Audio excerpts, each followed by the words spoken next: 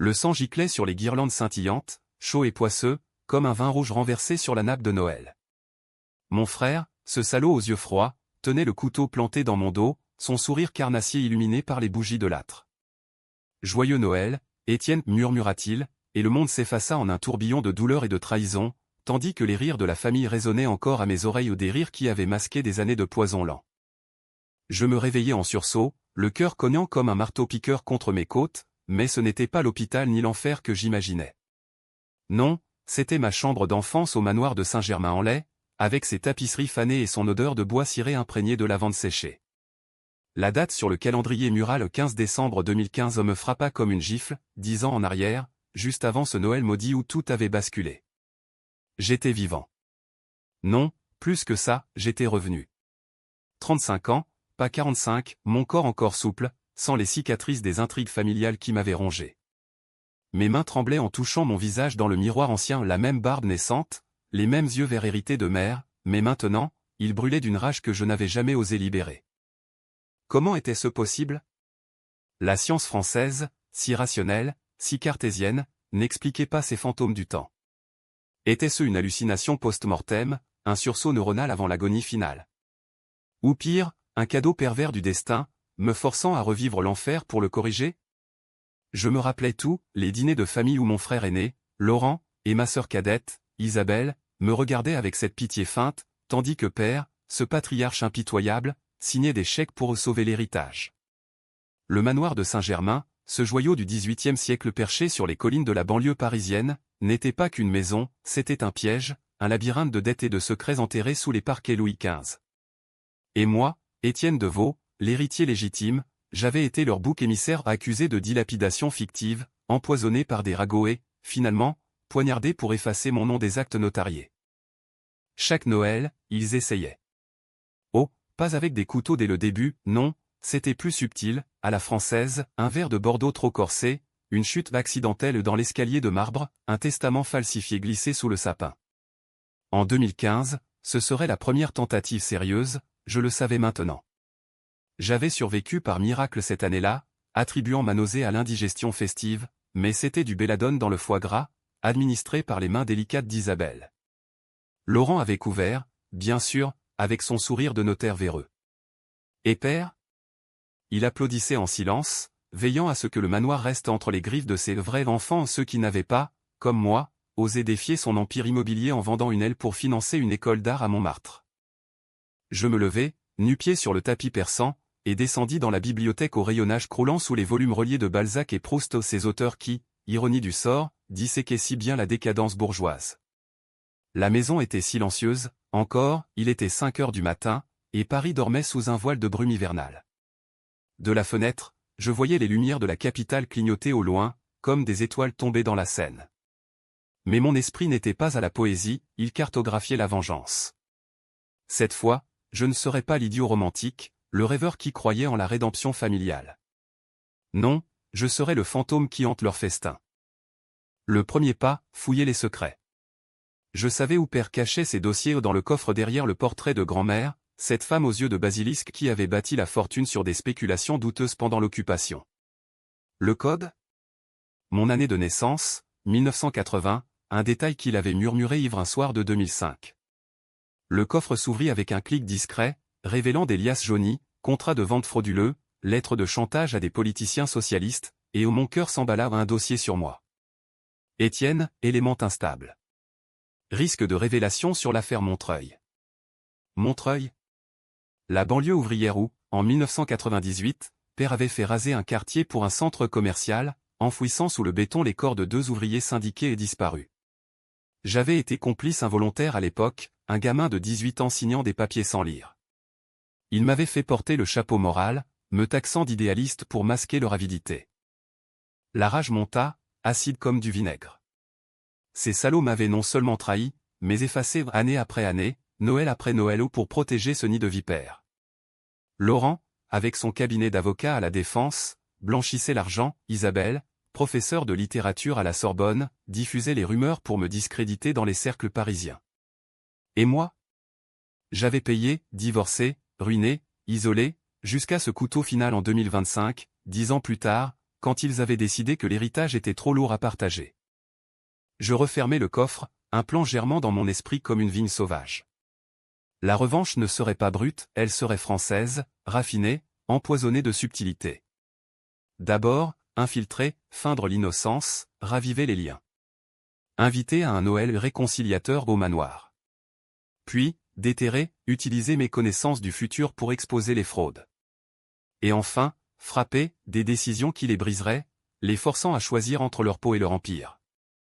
Mais au fond de moi, une voix murmurait, et si le prix était trop haut? Si ma propre âme se perdait dans cette spirale? Le soleil se leva, pâle et froid, filtrant à travers les vitraux. Je m'habillai d'un costume sur mesure au gris anthracite, cravate bordeaux et descendis pour le petit déjeuner. Mère était déjà là, fragile dans sa robe de soie, touillant son thé avec des mains arthritiques. Étienne, mon chéri, tu as l'air changé. Ses yeux, voilés par les cataractes, cherchaient les miens. Avait-elle su? Était-elle complice, ou victime comme moi? Juste un mauvais rêve, maman, répondis-je, embrassant sa joue froide. Mais intérieurement, je jurais, personne ne m'effacerait plus. La semaine fila en un tourbillon de préparatifs. J'appelais Laurent depuis mon bureau à Paris, feignant l'enthousiasme filial. Frangin, et si on faisait un vrai Noël cette année? Pas de dispute, juste la famille au manoir. Sa voix, suave comme du cognac, hésita une seconde où il se rappelait la tentative ratée de 2015, bien sûr. Excellente idée, Étienne. Isabelle viendra avec les enfants. Les enfants, ces jumeaux, des monstres en herbe élevés dans le luxe vénéneux. Parfait, des témoins innocents pour amplifier le scandale. Isabelle fut plus dure à craquer, elle me renvoya un texto laconique, si tu promets de ne pas ramener tes lubies artistiques. Lubie, mon projet d'exposition sur les disparus de Montreuil, que j'avais abandonné sous pression familiale. Cette fois, ce serait mon arme. Le 24 décembre approchait, et avec lui, la tempête. J'embauchai un détective privé à un ex-flic corse aux méthodes expéditives pour creuser l'affaire Montreuil. Ces rapports arrivèrent par mail crypté, preuve de corruption, pot de vin à des mères PS, et un lien direct avec Laurent, qui avait rédigé les faux procès-verbaux. Le twist? Père n'était pas le cerveau, c'était grand-mère, morte en 2000, qui avait initié le tout, et père n'avait fait que perpétuer. Mais le vrai poison, Isabelle savait pour les corps, car elle avait été l'alibi d'un des exécuteurs. La nuit avant le réveillon, je ne dormis pas. Debout devant la cheminée, un verre de cognac à la main, je fixais les flammes dansant comme des démons. Le manoir murmurait ses secrets, craquements dans les murs, échos de rires anciens. Était-ce le lieu maudit, ou moi qui l'étais devenu? La vengeance me rongeait déjà, un feu lent qui consumait l'homme que j'avais été ou l'artiste sensible, l'amant éconduit, le fils prodigue. Mais qu'importait? Il m'avait tué une fois, cette fois, je les enterrais vivants. Le matin du 24, les voitures arrivèrent en convoi, Mercedes noire pour Laurent, Audi cabriolet pour Isabelle. Père descendit le dernier, appuyé sur sa canne d'ébène, son regard d'aigle scrutant le perron comme un général inspectant ses troupes. Mon fils, dit-il, serrant ma main avec une force surprenante. Tu as bonne mine. Prêt pour les fêtes? Prêt? Oh, père, tu n'imagines pas. Le dîner fut un ballet de faux-semblants, huîtres de Cancale, dinde rôtie farcie aux truffes, Bordeaux millésimé de 1982. Les rires fusaient, les toasts s'enchaînaient à la famille de veau, éternelle. Mais sous la table, mes doigts serraient le bord de la nappe, comptant les minutes jusqu'au premier coup. Isabelle, en robe rouge sang, posa une main sur mon bras. Étienne, tu sembles distant. Un amant perdu? Son sourire était un scalpel. Non, juste des souvenirs qui remontent, répondis-je, et dans mes yeux, elle vit l'étincelle mais trop tard pour reculer. Après le dessert aux bûches de Noël au chocolat noir, amer comme la vérité, je proposai le rituel, l'ouverture des cadeaux au salon, sous le sapin géant orné de boules en cristal de baccarat. Les enfants s'agitèrent, déchirant le papier avec des cris joyeux. Pour Laurent, un faux tableau authentifié que j'avais fait expertiser comme une fraude, un appât pour le piéger. Pour Isabelle, un collier ancien du grenier, gravé d'une inscription latine, cave Feli méfie-toi du chat. Et pour père, le clou, un dossier relié en cuir, présenté comme un cadeau pour l'héritage. Il l'ouvrit, ses lunettes glissant sur son nez aquilin. Les pages bruissèrent, photo jaunie de Montreuil, 1998, témoignages de survivants, extraits de comptes offshore au Caïmans. Son visage se figea, un masque de cire. Qu'est-ce que... Étienne, d'où vient ça? Sa voix, d'habitude tonitruante, chevrota. Laurent se leva d'un bond, renversant son verre. C'est une blague? Tu fabriques des calomnies pour un Noël en famille. Isabelle pâlit, ses lèvres pincées comme une plaie. Pas une blague, messieurs dames, dis-je calmement, me levant pour dominer la pièce. C'est la vérité que vous avez enterrée sous des couches de mensonges. Montreuil n'était que le début. Les Noëls suivants? Vos accidents pour m'effacer, un par an, comme un rituel païen déguisé en fête chrétienne. Le silence tomba, lourd comme un suaire. Les enfants pleuraient, mère se signait. Père tenta de rire, mon garçon, tu délires. Ces vieilleries ne tiennent pas devant un tribunal. Peut-être, répliquai-je, sortant mon téléphone. Mais si j'envoyais ça à Le Monde? Ou à ton vieil ami, le procureur de Paris? Laurent bondit, me plaquant contre le mur, espèce de traître. Tu vas nous ruiner pour ton ego d'artiste raté? Sa main autour de ma gorge, je sentis le passé ressurgir, le couteau, le sang. Mais cette fois, je ripostai, un coup de genou dans son ventre, le projetant au sol. Raté? Non, Laurent. C'est toi qui rates ta vie en protégeant des monstres. La nuit dégénéra en chaos, cris, accusations, portes claquant. Isabelle hurla, tu n'as jamais été des nôtres, Étienne. Un bâtard sentimental dans une lignée de loups. Mère s'évanouit, emportée dans sa chambre par les domestiques. Père, seul face à moi dans la bibliothèque, murmura enfin, pourquoi maintenant? Que as-tu vu, fils? Ses yeux, pour la première fois, trahissaient la peur pas pour lui, mais pour l'Empire. J'ai vu ma mort, répondis-je, la voix basse. Et la vôtre, si vous ne confessez pas. Il rit, amer, la confession? Nous sommes au-dessus de ça, Étienne. La France pardonne aux puissants. Mais je voyais le doute ronger son armure. Dehors, la neige tombait, couvrant le manoir d'un manteau blanc, purificateur. Le premier acte de ma revanche était joué, le rideau ne faisait que se lever. Les jours suivant Noël 2015 furent un purgatoire feutré, du genre que seule la haute bourgeoisie française s'est orchestrée, sourire crispé au téléphone, invitation annulée pour raison familiale, et un silence assourdissant dans les couloirs du manoir. Laurent avait fui à son appartement haussmannien près des Champs-Élysées, barricadé derrière ses avocats. Isabelle s'était retranchée à la Sorbonne, enseignant Baudelaire à des étudiants indifférents tout en ourdissant sa contre-attaque via des amis journalistes. Père, lui, restait, errant comme un fantôme dans les jardins gelés, sa canne traçant des sillons dans la neige. Et moi? J'étais le centre de la tempête, savourant chaque rafale avec un cynisme nouveau, forgé dans les flammes de ma mort future. Je n'avais pas envoyé le dossier à la presse, pas encore. Cela aurait été trop facile, trop américain, avec ses scandales tapageurs et ses procès télévisés. Non, ma vengeance devait être intime, corrosif, comme un acide lentement versé sur une plaie ouverte. J'avais 10 ans pour les dissoudre, mais pourquoi attendre? Le détective corse, Gino, m'envoya un rapport Bessung, des preuves que Laurent avait détourné des fonds familiaux pour financer une maîtresse à Deauville, une actrice déchue qui chantait des airs de Piaf dans des cabarets miteux. Isabelle, quant à elle, avait un amant, un collègue marxiste qui collectionnait les secrets comme des timbres, et qui pourrait bien les monnayer.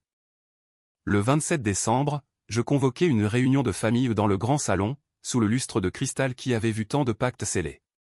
Ils vinrent tous, à contre-cœur, Laurent en costume 3 pièces impeccable, Isabelle en mitouflée dans un manteau de cachemire gris, père voûté comme un arbre centenaire. Mère absente, indisposée. Je servis du champagne d'homme Pérignon 2004, année de ma naissance, et levai mon verre, à la vérité, qui nous libère ou nous noie.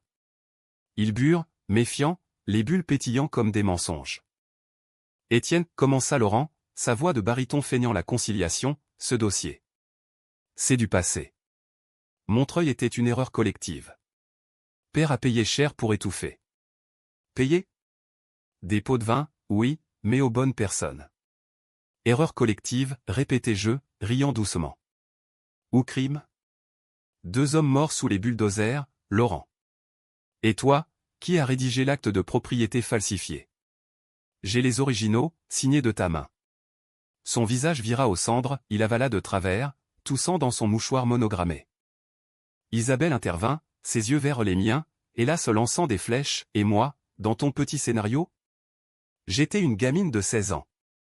Tu me colles un alibi pour protéger qui, au juste? Sa voix montait, hystérique, masquant la culpabilité. Pour protéger père, dis-je calmement. Et toi, qui as menti aux enquêteurs? Mais ce n'est pas tout, chère sœur. Ton amant, le professeur Duval? Il sait pour les corps. Et il déteste les bourgeois comme nous. Bluff? Pas tout à fait, Gino avait intercepté un mail. Elle blêmit, ses ongles s'enfonçant dans les accoudoirs du fauteuil bergère. Père, silencieux jusque-là, tapa sa canne sur le parquet, assez. Tu joues avec le feu, Étienne. Ce manoir n'est pas un tribunal, c'est notre sang. Son sang, le mien aussi, corrompu par des générations de spéculateurs. Le sang, répliquai-je. Celui que tu as versé à Montreuil? Ou celui que vous prévoyez de verser sur moi, Noël après Noël? Je sortis une enveloppe jaunie, une lettre de grand-mère, datée de 1997, ordonnant l'élimination des obstacles ouvriers. Lis, père. Ta mère n'était pas une sainte, elle était une sorcière en fourrure de vison. Il lut, ses mains tremblant, et pour la première fois, je vis une larme pas de regret, non, de rage impuissante. Tu veux quoi, fils? L'argent? Le manoir? Prends-le et disparais. Disparais. Le mot me transperça, c'était leur mantra. Non, dis-je. Je veux justice. Confesser publiquement, ou je publie tout. Et pour commencer. Je glissai une clé USB sur la table. Les comptes offshore de Laurent. Envoyé à Bercy demain, à moins que tu ne démissionnes de ton cabinet. Laurent explosa, traître. Tu vas détruire la famille pour un caprice? Caprice? Ma mort était un caprice, pour eux. La famille, raillai-je. Vous m'avez effacé 10 ans durant. Belladone dans le vin, somnifère dans le café, et ce couteau final parce que j'avais découvert le testament falsifié au celui où tu me déshéritais, Laurent, pour tes dettes de jeu. Il se figea, comment savais-je? Parce que j'avais vécu la fin, voyons. Isabelle se leva, renversant sa chaise, c'est de la folie. Tu inventes des morts pour nous briser. Mais ses yeux fuyaient les miens. Je pressai un bouton sur mon téléphone, un enregistrement audio de Gino, interviewant un ancien ouvrier de Montreuil, la fille du patron, oui, elle était là ce soir-là. A vu tout. Sa voix chevrota sur les mots sous les décombres. Le silence s'étira, épais comme de la mélasse. Père, brisé, murmura, quelles sont tes conditions exactes? Conditions, un aveu écrit, une donation du manoir à une fondation pour les victimes du urbanisme sauvage, et l'exil volontaire de mes bourreaux. Accepté, dis-je, où le monde saura que les Deveau ne sont pas des aristocrates, mais des assassins en col blanc. Ils partirent ce soir-là, vaincus mais pas soumis. Laurent jura vengeance dans un texto nocturne, tu paieras, petit frère. La France protège les siens. Les siens, les puissants, oui. Mais j'avais changé les règles. Seul dans le manoir, j'arpentais les couloirs hantés, le vent hurlant dehors comme les âmes de Montreuil. Était-ce la justice, ou juste une nouvelle forme de poison? Ma renaissance m'avait rendu fort, mais vide, l'amour familial, même toxique, laissait un creux. Janvier 2016 apporta les premières fissures. Laurent attaqua en justice, me traînant devant les tribunaux de Nanterre pour diffamation et chantage. Ses avocats, des requins de la place Vendôme, dépeignirent un portrait pathétique, moi, l'héritier dérangé, hallucinant des complots familiaux. La presse s'empara de l'affaire scandale chez les Deveau, fratricide bourgeois, titra Le Figaro, avec une photo de moi, l'air hagard, sorti de nulle part. Isabelle alimenta le feu, accordant une interview anonyme à Libération, mon frère souffre de paranoïa post-divorce. Triste, mais classique chez les artistes frustrés. Frustré? J'avais exposé 5 toiles à la Biennale de Paris ce mois-là où des abstractions sombres inspirées de Montreuil, vendues à des collectionneurs qui ignoraient leur jeunesse criminelle. L'argent affluait, ironie du sort, me permettant d'embaucher ma propre armée légale, une avocate féministe, Marie-Laure, aux griffes acérées et au réseau chez les Verts. Il joue sale, me dit-elle lors d'un café au Procope, l'un des plus anciens de Paris. Mais on a les preuves. Contre-attaque, demande de perquisition sur les comptes familiaux. La cour fut un cirque, juge blasé, journalistes affûtant leurs plumes, et ma famille en façade d'unité brisée. Père témoigna, la voix chevrotante, Étienne est mon fils, mais il invente des ombres. Ombres? Les corps de Montreuil en étaient. Gino produisit des témoins, l'ouvrier survivant, un Algérien ridé nommé Karim, qui raconta la nuit fatidique sous serment. La fille a crié, puis rit. Comme si c'était un jeu. Isabelle s'effondra en larmes feintes, le jury hésita. Mon témoignage fut le coup de grâce.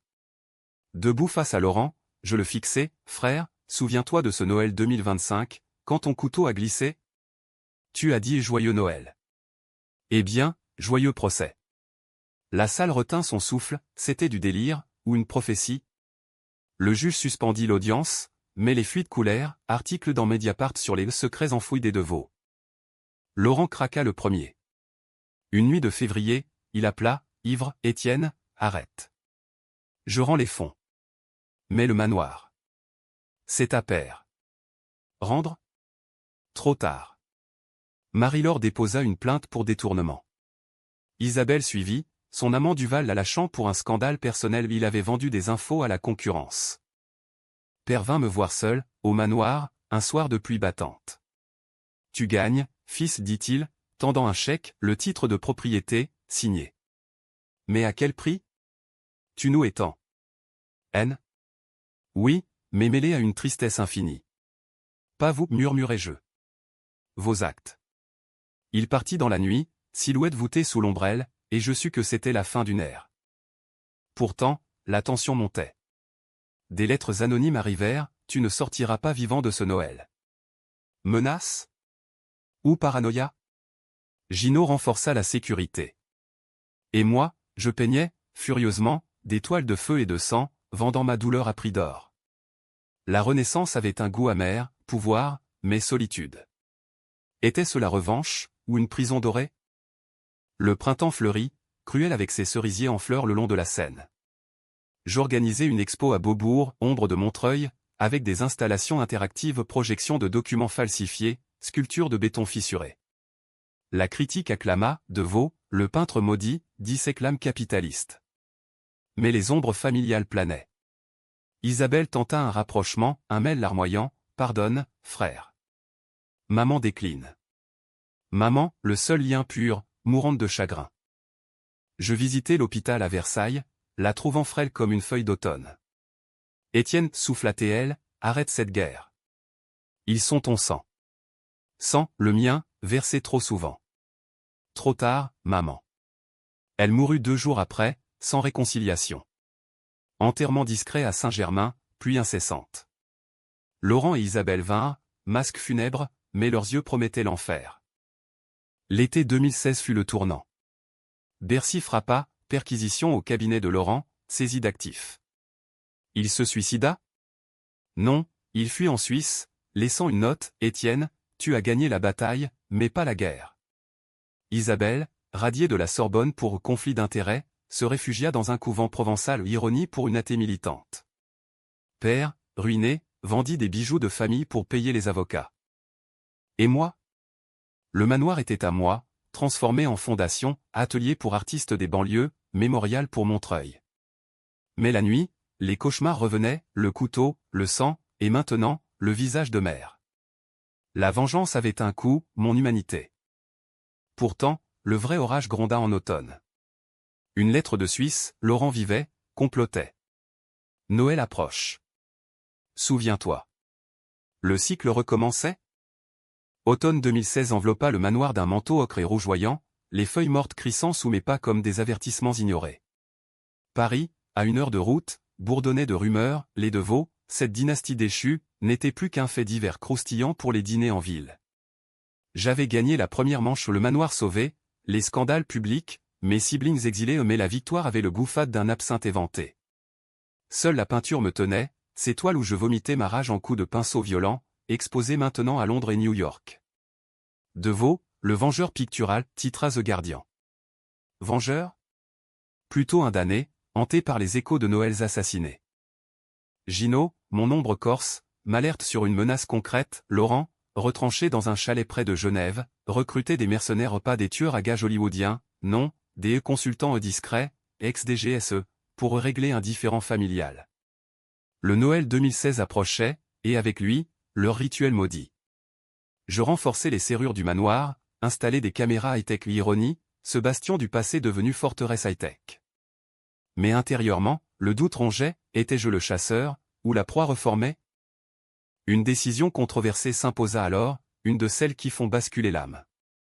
J'aurais pu alerter la police, laisser la loi française si laxiste avec les siens s'en mêler. Mais non, je choisis l'exil forcé. Via Marie-Laure, je fis pression sur le parquet de Paris pour un mandat d'arrêt international sur Laurent, basé sur les détournements.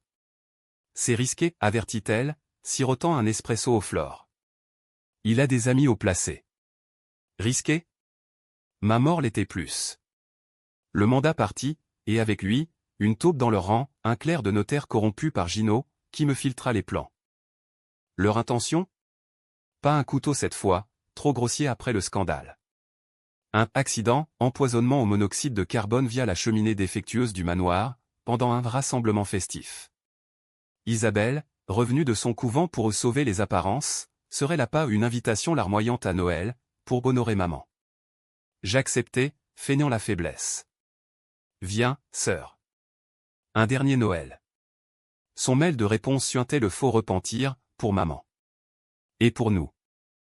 Le 23 décembre, elle arriva seule, valise Louis Vuitton en main, le visage creusé par les nuits provençales. Étienne, dit-elle en franchissant le seuil, tu as gagné. Le manoir est beau, transformé en sanctuaire? Sanctuaire, pour les âmes de Montreuil, oui, avec une plaque commémorative dans le jardin. Nous dînâmes un seul meunière, non empoisonné cette fois et parlâmes de tout, sauf de l'abîme. Tu me hais, demanda-t-elle enfin, les yeux baissés sur son verre de Chablis. Haine? Non. Pitié, peut-être. Mensonge, la rage bouillonnait, alimentée par le souvenir de sa main versant le poison en 2015. La nuit, je l'espionnais via les caméras, elle fouilla ma chambre, cherchant le dossier original. Bingo. Au matin, Noël Ève, je la confrontais dans la cuisine, où les odeurs de bûches en train de cuire masquaient l'attention. Qu'est-ce que tu cherches, Isabelle? Les preuves pour Laurent? Elle sursauta, le couteau à pain en main, ironie cruelle. Tu es parano, comme toujours. Mais ses yeux trahissaient. Je la désarmai d'un geste, la plaquant contre le plan de travail de marbre. Admets-le. Tu es venu pour finir le job. Elle craqua alors, un torrent de mots, il nous force, Étienne. Père est ruiné, et Laurent. Il dit que tu vas tout révéler, ruiner le nom. Maman est morte par ta faute? Par ma faute? Leur venin. Maman est morte de vos mensonges, répliquai-je. Et Montreuil? Les corps que tu as vus s'enterrer? Elle sanglota, j'avais peur. Grand-mère m'a forcé. Elle disait que c'était pour la famille. Famille, ce mot poison, invoqué pour justifier l'horreur. La décision controversée vint là, la tuer? Non, trop bas, je n'étais pas eux. Au lieu, je l'enregistrai, aveu complet, voix brisée, détails crus sur les meurtres et les tentatives d'assassinat. Signe ça, dis-je, tendant un papier, renonciation à l'héritage, témoignage contre Laurent. Elle signa, tremblante, et je la laissai partir, valise en main, sous la neige qui tombait dru. Ne reviens jamais, murmurai-je à la porte. Elle hocha la tête, silhouette évanescente dans le blanc. Mais le vrai coup frappa le 25, Laurent surgit au manoir, non seul, mais avec deux ombres costauds, accents est-européens, sentant le tabac froid. Joyeux Noël, frère, lança-t-il depuis le perron, pistolet à la ceinture, déguisé en farceur. Les caméras l'avaient raté, brouillage high-tech. Je les attendais, porte ouverte, un fusil de chasse hérité de grand-père en main illégal en France, mais hérité, donc toléré pour défense rurale. Entre, Laurent. Finissons en. Il entra, ses sbires flanquant, le salon devenant arène. Tu as brisé tout, cracha-t-il. Père est mort hier, crise cardiaque. À cause de toi. Mort? Le choc me frappa, Gino confirma plus tard, oui, emporté par l'infarct, seul dans sa chambre d'hôtel à Cannes. À cause de nous, corrigeai-je. Tes dettes, ces crimes. Les sbires avancèrent, mais je tirai en l'air détonation assourdissante, lustre tremblant. Dehors, où je vous descends comme à Montreuil. Laurent rit, nerveux, tu bluffes. T'es un peintre, pas un tueur. Erreur. Je visai sa jambe, tirant en sang, hurlement, il s'effondra. Les sbires hésitèrent, Gino surgit alors des ombres, son beretta pointé. Police? Non, justicier privé. Bagarre brève, brutale, un mercenaire assommé, l'autre fuyant dans la neige. Laurent, gémissant, me fixa, finis-moi, si tes hommes. Non. Je l'appelai une ambulance, anonyme, et le laissai aux autorités suisses qui l'attendaient au mandat exécuté. Il fut extradé, jugé à Genève pour fraude, puis à Paris pour complicité de meurtre. Isabelle témoigna contre lui, dit-il pour une peine réduite, 5 ans à Fleury-Mérogis. Le manoir, vide, résonna de mes sanglots cette nuit-là. Père mort, frère en cage, sœur brisée. Victoire? Ou tombeau familial? La presse acclama, Étienne Deveau, justicier solitaire. Mais seul, je peignais le vide, toile blanche comme la neige.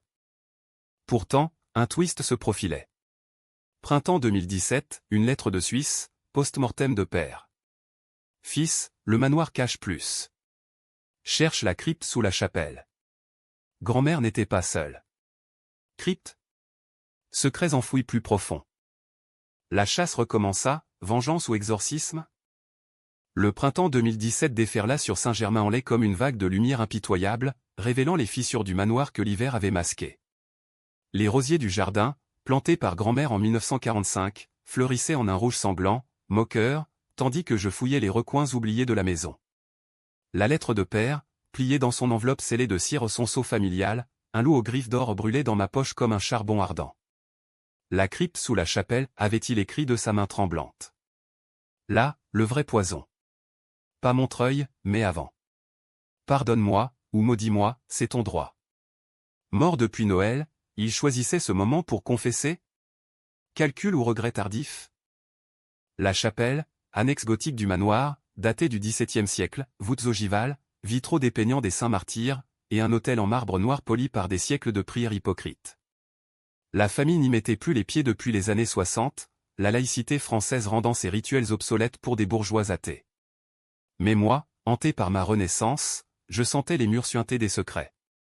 Armé d'une lampe torche et d'une pioche ou outil d'artiste autant que de fossoyeur, je descendis dans la sacristie, soulevant une dalle usée marquée d'une croix gravée à la hâte. L'escalier en colimaçon s'enfonçait, humide et froid, l'air chargé d'une odeur de terre remuée et de moisissure. À mi-chemin, une porte de fer rouillé, cadenassée, le code 1944, année de la Libération, quand grand-mère avait sauvé la fortune en collaborant avec les occupants. Le verrou céda, grinçant comme un damné.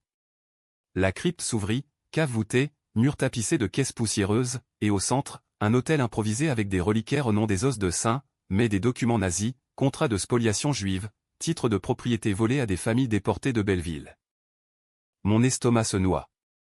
Grand-mère n'était pas qu'une spéculatrice, elle était une collaboratrice active, utilisant les rafles pour rafler des biens immobiliers parisiens.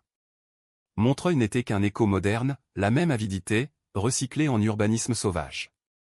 Parmi les papiers, un journal intime, cuir noir craquelé, juillet 1942. Raoul père a 10 ans, je lui apprends à ne pas pleurer pour les ennemis. Le manoir s'agrandit grâce à eux. Père savait, il avait perpétué, protégeant le secret comme un cancer familial. Et nous, ses enfants, avions été infectés Laurent par l'ambition, Isabelle par la peur, moi par l'ignorance forcée. La rage revint, amplifiée, un ouragan intérieur. Ce n'était plus de la trahison personnelle, c'était un abîme historique, un péché originel que j'avais hérité sans le savoir. Je passais des nuits à trier, photos de familles disparues, posant devant des immeubles que les Deveau possédaient encore. Un nom revint, Esther Lévy, joaillère de la rue des Rosiers, dont l'atelier était devenu le garage du manoir en 1943. Son fils, David, avait survécu à Auschwitz, il vivait encore, à 90 ans, dans une maison de retraite à Drancy. La décision controversée suivante fut inévitable, restitution. Pas à l'État ou trop bureaucratique, trop froid, mais directement aux survivants. Je contactai David Lévy via un rabbin de la communauté séfarade parisienne, et nous nous rencontrâmes au Marais, sous un ciel plombé d'avril. Lui, frêle squelette en costume usé, moi, l'héritier maudit. Votre grand-mère, dit-il d'une voix rauque, a pris mon enfance. Ces murs que vous habitez, il crie encore. Je lui tendis les titres, prenez-les. Le manoir est à vous, si vous voulez. Il rit, amer, non. Détruisez. Ou transformez en mémorial. Mais ne gardez pas le sang sur vos mains. Le scandale éclata quand j'annonçai la donation de vos restituts bien spoliés. France Inter en fit sa une, avec interview de Lévy, un pas vers la guérison. Mais les ombres familiales ripostèrent. Isabelle, libérée sous caution, m'accusa publiquement, Étienne vend l'âme de la famille pour racheter la sienne. Père se retourne dans sa tombe. Tombe? Il n'en avait pas, crémation discrète, cendres jetées en mer. Laurent, depuis sa cellule, envoya un avocat, revendiqué, ou procès pour dilapidation. Je refusai. Au lieu, j'ouvris le manoir au public, visite guidée sur la Shoah immobilière, atelier pour enfants des banlieues sur l'histoire cachée. Paris s'enflamma, pétition pour une plaque nationale, prix de la résistance posthume pour Lévy. Mais la tension personnelle culmina en juin, quand Isabelle débarqua au manoir, non pour supplier, mais pour confronter. Tu nous exposes comme des criminels nazis, hurla-t-elle dans le jardin, où des touristes prenaient des selfies devant la crypte fraîchement ouverte. Grand-mère a survécu, c'était la guerre. Guerre, répliquai-je, la voix calme mais tranchante. Elle a choisi le camp des bourreaux. Et toi, tu as choisi le sien, en couvrant Montreuil. Elle me gifla, paume brûlante, je ne ripostai pas, tu es pire que, cracha-t-elle. Un Judas qui trahit pour de la gloire artistique. Gloire? Mes toiles se vendaient à des millions maintenant, mais chaque euro puait le remords. Pars, Isabelle. Ou joins-toi à la vérité. Elle partit, mais pas seule, avec des photos volées de la crypte, vendues à un tabloïd d'extrême droite Les Deveaux, traître juif collaborateur. Le contre-scandale, menace antisémite au manoir, peinture rouge sur les murs, bâtard sioniste. La police intervint, mais le mal était fait, ma vengeance personnelle avait libéré un monstre collectif. L'été fut un brasier, procès en diffamation contre le tabloïd, protection policière 24 juillet, et Gino à mes côtés comme un cerbère. Vous avez ouvert Pandora, me dit-il un soir, fumant une gauloise sur la terrasse. La famille, c'est le diable. Diable, oui, et j'étais son nouveau valet. Pourtant, un appel de Drancy changea tout, David Lévy voulait me voir. Venez, dit-il. J'ai quelque chose pour vous.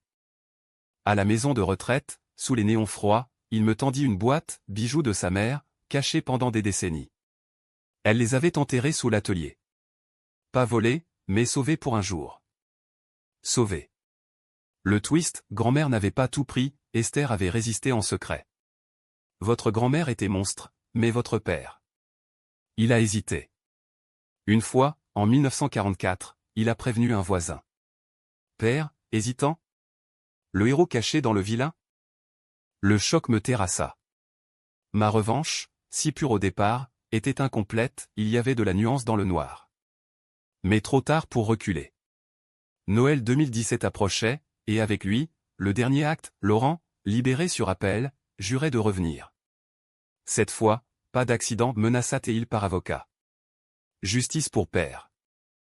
Je préparais le terrain, mémorial inauguré le 24 décembre, avec Lévy comme orateur. Invités, médias, survivants, politiques. La revanche culminerait en lumière publique, pas dans l'ombre. Mais la nuit du 23, un incendie volontaire, essence versée dans la chapelle. Flamme dévorant les documents, mais pas les âmes. Gino arrêta l'arsoniste, un homme de main de Laurent. Le frère fut réarrêté, mais le message clair, la guerre n'était pas finie. Seul dans les décombres fumants, je pleurais non de peur, mais de fatigue. Renaissance, malédiction ou seconde chance? L'hiver 2017 s'abattit sur le manoir comme un jugement divin, la neige effaçant les traces de l'incendie mais non les cendres qui collaient encore à mes doigts. L'inauguration du mémorial, prévue pour Noël, devint un symbole, phénix naissant des ruines, ou Icare tombant plus bas.